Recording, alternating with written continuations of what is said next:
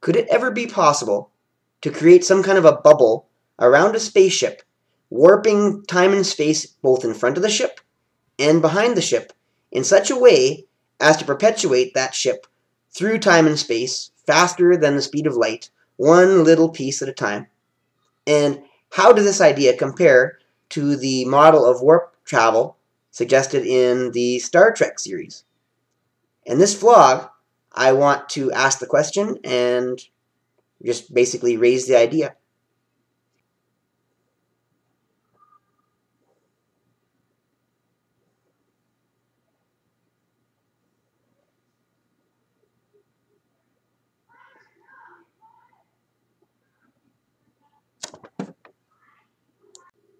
So anyways, let me first introduce myself. My name is Daniel Gagne. I go by the handle badplayer03 in my vlogging, whatever you want to call it. I'm, first off, no scientist, really. No physicist. In fact, my normal vlogs are on the World of Warcraft video game. However, this idea came to me while watching a Star Trek physics behind Star Trek show yesterday, and I wanted to raise the question to people, scientists, physicists, people who just have a fascination for theories presented in Star Trek and if they could be possible and how they would be done and how they could manifest themselves in the real world in our future, to see if the way I'm thinking is at all in line with what Gene Roddenberry or people who proposed the Star Trek could eventually happen, maybe, would suggest. So anyways, first off, in watching shows like that in the past, I've always seen them present, I believe I've always seen them present the model of warping to travel faster than the speed of light to be something more like this. You have a beginning point and a destination, and you want to get between them, so you actually warp space in such a way that you bring the 2 points closer together. Now, as the person on the show yesterday said, that would be impractical, maybe impossible, because you would almost have to be at the destination point to make this process happen, at least the way they theorized it. And it really does make sense because it's such a big area of space. Plus, point A and point B could be almost infinitely far apart, depending on where you want to go, which would also make it very difficult to do. And of course, if you are already at your destination, why would you want to go back there? Did you have a really nice party there and have a good time? I mean, really seems a little outlandish that way too. And finally, we know that that can't be the way Star Trek works, because otherwise you wouldn't be traveling through space, changing course, that sort of thing. You would always have to be locked onto your destination and basically traveling towards that same destination. And we know in space travel, as presented in Star Trek, they're constantly moving in different directions, changing course, changing, basically where they're heading. They don't always know where they're going to head minute to minute. So definitely there would have to be a model somehow that would actually work in a perpetual jumping motion, so that at some point in this chain you could change direction and start jumping through space in a different direction. And so that got me to thinking, that overall model I presented first couldn't possibly be in any way, shape, and form how Star Trek visions this, because it just doesn't make any sense. And then I got to think about, if you had told somebody some hundreds of years back that planes would be flying through the air almost like on an invisible hand of air carrying them along, they probably, at least some point back in the past, would have thought you were absolutely crazy. That's would be science fiction to them, or things that would be in stories, just not possible. Yet, of course, we know today that through the jet engines and such, we can actually manipulate air pressure to very easily to basically create high velocity air over the top of the wing and low velocity air over the top or the bottom of the wing, which basically creates low pressure above the wing and high pressure below the wing, which, because velocity, it works in reverse with pressure, therefore basically having a high pressure towards low pressure force, which lifts the plane up, which essentially, if you want to think about it in terms of, analogies, is almost like an invisible hand of air pressure carrying the craft through the air. And of course, hundreds of years ago, they would have thought that was absolutely insane and crazy, because they couldn't envision how easily we could manipulate air pressure through through high velocity air propulsion, through jet engines, and any kind of flight, I guess, in that sense. So, of course, the trouble with any kind of a warp theory, being envisioned today is we don't really know what a warp bubble would be, truly how it would be created, or anything about it. So maybe we couldn't even envision what some kind of warp bubble could do in the vacuum, in the realm of space. And so maybe we just need to think beyond what we know and start to wonder what might be possible if we ever found that such a warp bubble could be created by some kind of a warp engine. And I think that's the goal that a lot of these physics behind Star Trek shows are trying to do. And so I just wanted to present my vision of what could be happening, I guess, and see what you guys think, and if it could possibly be a model that kind of describes what might be happening in Star Trek through space propulsion. And it's kind of, sorry for the cat, it's kind of similar, I guess, in concept to the manipulation of air pressure to lift a plane and keep a plane up in the air. So first off, let's say we could create a warp bubble around a ship, warping space and time. Of course, time is part of it as well, because light travels through space and time at a very constant rate, as we know. And in order to get past faster than the speed of light, we have to transcend that. So let's say that the space in front of the ship is manipulated by this warp bubble to basically shrink space, almost like taking a mound of clay and shrinking it into a very, very fine line full of clay, and then taking time and stretching it and expanding it so that time would pass more slowly in front of the ship in comparison to the ship. And then, of course, there always has to be an equal opposite reaction force. And so let's say behind the ship we are expanding space, almost like taking that clay and squishing it out into an elongated version or elongated chain of space, and taking time and expanding it so that time is basically, shrinking it so that time is basically traveling very fast and quick in behind the ship. So basically, they're total opposites between the front of the ship and the back, and of course the ship itself is in equilibrium because it's in the middle of the bubble.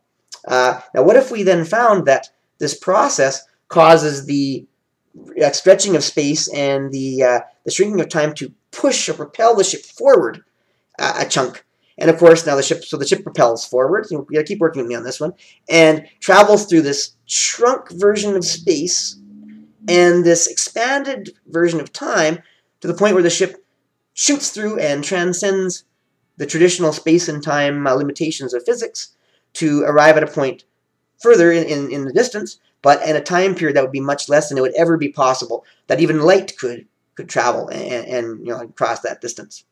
Now, what if we could just keep doing this over and over and over again, basically shooting the ship from one point to the next, to the next, to the next, to the next, constantly jumping through basically space and time manipulation, or warp, I guess, as the term could probably easily be used, to the point where you're actually crossing between point A and point B at a pace much faster than light could ever do, and basically at a pace that's impossible by the physics as we know it today. Could possibly we actually cross space and time in a similar fashion the way Star Trek envisions it? And is this model kind of an idea of how maybe Star Trek ships could actually be visioned to be moving through space and time?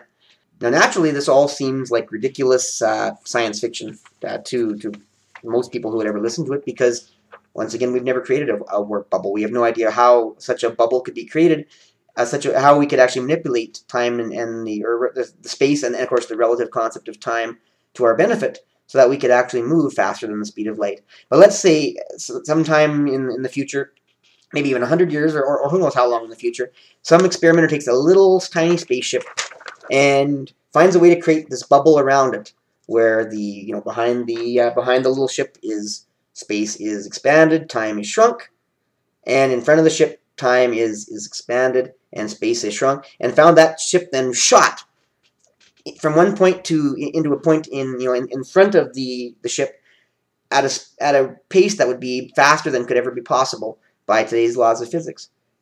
That would all of a sudden start a whole new concept in thinking about traveling. And then what if the person could then do it again and again in succession, basically showing how a tiny ship could travel through basically space and time faster than light. And then, of course, the model then caught on, and we're sort of talking about it, and then all of a sudden bigger objects could be moved this way to the point where eventually a small spaceship could do the same thing through. Maybe at that point we're doing the experiment out in space, because by then we'd probably have space stations and stuff outside of the Earth that would allow us to do such amazing experiments in space. And then that's successful, and then a bigger ship, and eventually we've got a ship that could carry a decent number of people. Of course, scientists would be probably the first wave to do something like this through space faster than the speed of light. All of a sudden now, what today seems like a complete fantasy in science fiction, people are starting to look back and say, man, can you believe that back in the past people thought this could never be possible? All because they couldn't envision this warp bubble.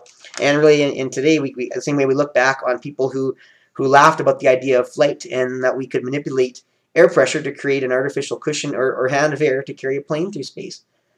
Could this basically create the concept of warp that changes the way we are able to explore the cosmos and learn about our universe, to the point where we have something very similar to Gene Roddenberry's Star Trek universe?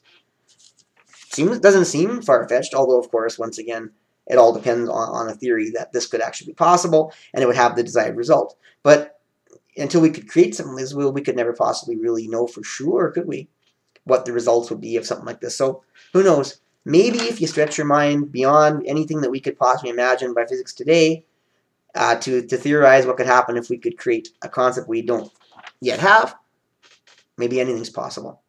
And now, of course, the final step on this is then to, of course, we know that warp in Star Trek is exponentially increased as you go to a higher warp factor. So let's say eventually you get the ability to create bigger bubbles and bigger bubbles and bigger bubbles, to the point where maybe you have 5 scale or 4 scale, 5 scale, at the time when the original series was out. And then, 100 years plus in the future, maybe you can go 10, 14 levels strong, like of course in the next generation and just beyond, just creating bigger and bigger bubbles as the technology became better to create these bubbles, where you could move exponentially faster in exponentially bigger leaps through time and space, through the cosmos. Eventually, like I said, everything we vision in Star Trek maybe could happen. And I'm just wondering, once again, is this what people who theorize about Star Trek actually think is happening with the warp drive idea? So, like I said, I'm no scientist, I'm no physicist, I'm a Trekkie. I just happen to love Star Trek. Been watching it, well, not since I was a kid, surprisingly enough. Even though I've seen all the original series, I ended up watching it as a teenager, a young man, and such. But I really want to know what you guys think about this whole idea. Am I right? Am I off base? Am I totally missing something, forgetting something, misunderstanding something? And no, I'm just a hobbyist, just creating an interesting video, a vlog, raising a question that I don't know the answer to. And I would welcome feedback and information to let me know where I stand with this idea. So yeah, please. Once again, my name is Daniel Gagne. I have a Twitter channel. Love Twitter. Love to be followed on Twitter. Love to follow people on Twitter. Love to get tweets. It's under badplayer03, capital B, capital P. The account's under Daniel Gagne. I also have a YouTube channel where I have this vlog and many other vlogs and videos, also under the name badplayer03 on YouTube. And finally, I have Gmail, and love to receive Gmails under badplayer03, capital B, capital P, at gmail.com. So please, if you like this video, you find it interesting, comment, let me know what you think. If you like the kind of videos I do, subscribe. I've always wanted to get more subscribers on YouTube. I love to talk, love to share ideas and do something, just what I'm doing right now, with all kinds of different people, and introduce myself, get to know, all the people out there in YouTube land watching these kind of videos, and just get all kinds of feedback on my thoughts and where they stand in the world. So please, by all means, feedback, subscribers, tweet me, let me know what you think, follow me. I'm open to it all. So, once again, I thank you guys for watching this video. Look forward to hearing what you guys have to say. Bye now.